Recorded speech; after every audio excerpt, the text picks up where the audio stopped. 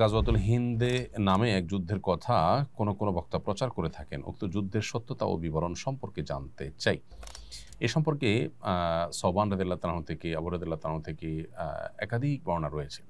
এর মধ্যে সওবান রাদিয়াল্লাহু তাআলা বর্ণিত হাদিসটি সহিহ। সেখানে আমরা দেখতে পাই যে নবী সাল্লাল্লাহু আলাইহি ওয়াসাল্লাম দুটি যুদ্ধের ব্যাপারে আমাদেরকে ভবিষ্যদ্বাণী করে গেছেন। একটা হলো হিন্দুস্তানে যেটি হবে, আরেকটি হলো ঈসা আলাইহিস সালামের সাথে কিছু লোক লড়বে। তো এই হাদিসটি মোটামুটি গ্রহণযোগ্যতার লেভেলে যায়। এছাড়া আবু রাদিয়াল্লাহু তাআলা থেকে একই হাদিস ৩টি সূত্রে বর্ণিত হয়েছে। সবগুলো সূত্রেই দুর্বলতা আছে, কিন্তু একই বিষয়ে আরও হাদিস থাকার কারণে সে দুর্বলতা কেটে অনেকে এটাকে হাসান লিগাইরিহি বা অন্য কারণে এটি গ্রহণযোগ্যতার লেভেল পর্যন্ত পৌঁছেছে বলে বলেন। এর বাইরে আবু রাদিয়াল্লাহু তাআলা থেকে আরও একটি তো তিনটি সূত্রে বর্ণিত আছে, আর আরেকটি হাদিসে তার কাছ থেকে বর্ণিত হয়েছে যেখানে বিজয়ের ভবিষ্যদ্বাণী রয়েছে এবং সেই যুদ্ধ হবে, যুদ্ধের মুসলমানরা বিজয়ী হবেন এবং শেষ জামানায় এটি অনুষ্ঠিত হবে, এরকম কথাও রয়েছে। তবে সেটা সনদ কিছুটা দুর্বল। মোটা দাগে এই হাদিসগুলোকে অ্যানালাইসিস করার পর উলামায়ে কেরাম অনেকেই বলেছে যে এটি নবী সাল্লাল্লাহু আলাইহি ওয়াসাল্লামের একটি ভবিষ্যদ্বাণী। এটি হতে পারে যে গত হয়ে গেছে, কারণ ইতিপূর্বে যে যুদ্ধগুলো হয়েছে, বিশেষ করে মোহাম্মদ বিন কাসিমের নেতৃত্বে, তারপর সুলতান মাহমুদ রাহিমাহুল্লাহ তার নেতৃত্বে যে যুদ্ধ হয়েছে, অনেকে বলেছেন সেটাই গজওয়াতুল হিন্দ। এবং এক্ষেত্রে মুফতি শফি সাহেব রহমতুল্লাহ আলাই পাকিস্তানের সাবেক গ্র্যান্ড মুফতি ছিলেন এবং মুফতি তাকি উসমান সাহেবের বাবা রাহিমাহুল্লাহ, তার মতে হিন্দুস্তানের জিহাদকারী যে কোনো বাহিনীর ক্ষেত্রে সুসংবাদ প্রযোজ্য হতে পারে।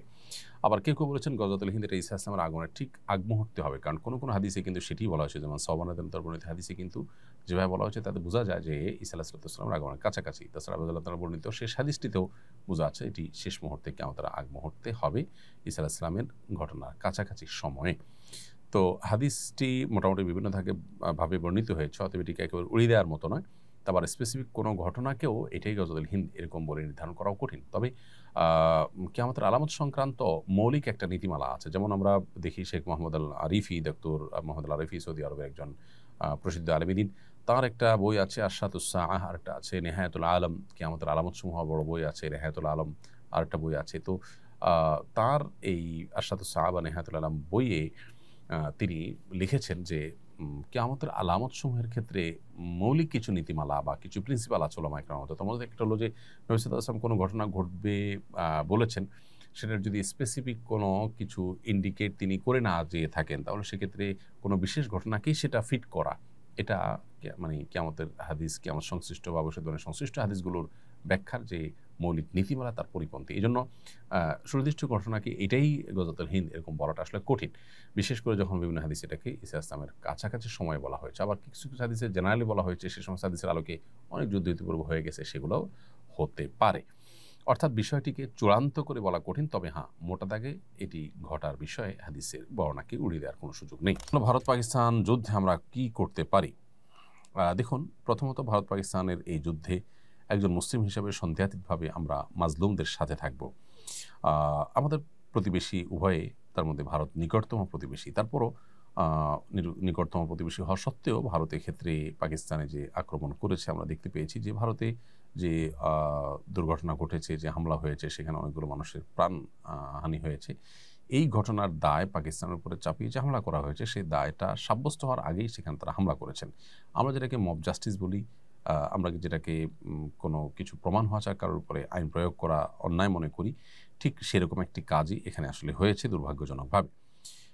অতএব পাকিস্তানের দোষ প্রমাণ হওয়ার আগেই তাদের উপরে এভাবে হামলে পড়া এবং সেটা আবার শুরুতেই মসজিদ এবং ধর্মীয় প্রতিষ্ঠানগুলোকে টার্গেট করে করে হামলা করা, এটা সন্দেহাতীতভাবে একজন মুসলমান হিসাবে আমরা এর নিন্দা জানাই এবং এটাকে আমরা কোনোভাবে সমর্থন করতে পারি না। সেই সাথে ভারতের কয়েকটা প্রদেশের সামনে প্রাদেশিক নির্বাচন, সেখানে জাতীয়তাবাদী উন্মাদনা তৈরি করে সেখানে কোনো ভোটের মার্কেটে কোনো সুফল তারা পাইতে চাইছে কিনা, ইচ্ছাকৃত এটা করছে কিনা, সেটাও যথেষ্ট চিন্তার সুযোগ আছে।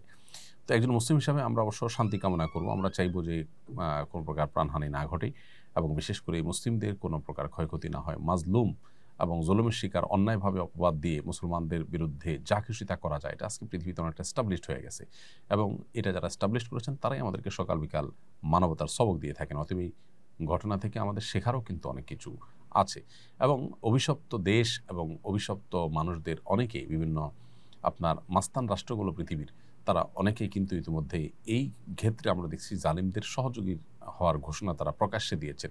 এখান থেকেও সকল কুফরি শক্তিগুলো যে দিন শেষে এক ঐক্যবদ্ধ, আমাদেরকে তারা শুধু মানবিকতার সবক দিয়ে মুসলিম ভ্রাতৃত্ববোধ থেকে বের করে তারা মূলত পরস্পরের ভ্রাতৃত্ববোধে কোনো প্রকার কমতি ঘাটতি করে না। এই ঘটনা থেকে সেটা আবারও অত্যন্ত পরিষ্কারভাবে বোঝা গেছে। আমাদেরকে আল্লাহ তাআলা শিক্ষা গ্রহণ করার তৌফিক দান করুন। সম্প্রতি মাদারীপুরে একটি বটগাছ কেটে ফেলার ঘটনা নিয়ে সংবাদ মাধ্যম এবং সোশ্যাল মিডিয়ায় ব্যাপক আলোচনা হয়েছে। শুরুতে বলা হয়েছে স্থানীয় আলেম ওলামা শিরক আখ্যা দিয়ে গাছটি কেটেছেন। পরে বন বিভাগের একজন কর্মকর্তা জানিয়েছেন গাছটি শতবর্ষী ছিল না এবং শিরক আখ্যা দিয়ে নয়, বরং মালিক ঘর কাটার জন্য গাছটি কেটেছেন। এ ধরনের ঘটনাকে কেন্দ্র করে আলেমদের বিরুদ্ধে প্রায় অপপ্রচার করা হয়। ইসলামী দৃষ্টিকোণ থেকে এই ধরনের বিষয়গুলোতে আমাদের করণীয় কী হওয়া উচিত? প্রথম কথা হলো শতবর্ষী নয়, সেটাকে শতবর্ষী বানানো। দ্বিতীয়ত হলো যে এই গাছকে কেন্দ্র করে সমাজে যদি কোনো কুসংস্কার থাকে, মানুষের মধ্যে ভুল বিশ্বাস থাকে, সেটা দূর করবার জন্য গাছকে যদি কেটেই ফেলে দেওয়া হয়, তো আলেমরা যদি সে উদ্যোগ নিয়েও থাকেন, কি এমন অন্যায় করেছেন? একটা গাছ কেটেছেন, যদি কেটেন, বিষয়টি সেরকম ঘটেনি, আমরা ইতিমধ্যে সে নিশ্চিত হলাম। ধরা যাক এরকম ঘটনা ঘটেছেও, এটাকে যেভাবে ফলাও করে প্রকাশ করা হলো, প্রচার করা হলো, মানুষ কুসংস্কারে নিমজ্জিত থাকবে, শিরকে লিপ্ত হবে, সেটা থেকে বাঁচাবার জন্য গাছের মালিককে কনভিন্স করে যদি সেটা কাটার উদ্যোগ নেওয়া হয়, সেখানে তো অন্যায় কিছু নেই। আপনি পরিবেশ রক্ষার নামে একটা গাছ কাটা নিয়ে এত হইচই করছেন, সেখানে ইউরোপিয়ানদের তাদের পরিবেশ বান্ধব ঘর নির্মাণ করার জন্য গাছ কেটে তাদের ওখানে রপ্তানি করছেন এবং আপনার নানাভাবে বৃক্ষ নিধন করে বিভিন্ন কলকারখানা গড়ে তুলছেন। আর এরকম অনেক ঘটনা ঘটছে অহরহ। সেগুলোকে তো এইভাবে ফুলিয়ে পাপিয়ে প্রকাশ করতে দেখা যায় না। আসলে আলেম ওলামা এবং ইসলামকে কাঠগড়ায় দাঁড় করাবার একটা প্রচেষ্টা আমরা মিডিয়াগুলোর অনেকগুলোতে দেখতে পাই, খুবই দুর্ভাগ্যজনক। তো প্রথমত এখানে এরকম কোনো ঘটনাই ঘটেনি, যা ঘটেছে সেটার তিলদের তাল বানিয়ে আপনার প্রকাশ করা হয়েছে। এখান থেকে আবারও প্রমাণ হলো যে ওলামা একরাম নানা সময়ে মিডিয়ার স্ট্যান্ডবাজি এবং মিডিয়ার এই মিথ্যাচারের শিকার। আল্লাহ আমাদেরকে তাদের এই সমস্ত শয়তানি চক্রান্ত থেকে ইসলাম ও মুসলমানদেরকে হেফাজত রাখুন এবং আলেম ওলামাদেরও এই ধরনের কাজ করার আগে অবশ্যই স্থানীয় নেতৃবৃন্দ, সিনিয়র ওলামাদের সাথে পরামর্শ করে করা উচিত, যদি তারা করেন। যদিও এই ঘটনায় আলেম ওলামাদের কোনো সম্পৃক্ততার কথা আমরা জানতে পারিনি। বন বিভাগ বলেছে যে মালিক নিজে কেটেছে। তাহলে উদুরপিণ্ডি বদুর ঘাড়ে চাপানোর যে চেষ্টা দীর্ঘদিন থেকে চলে আসছে, সেটা এখনো চলছে। এটাই দুর্ভাগ্যের বিষয়।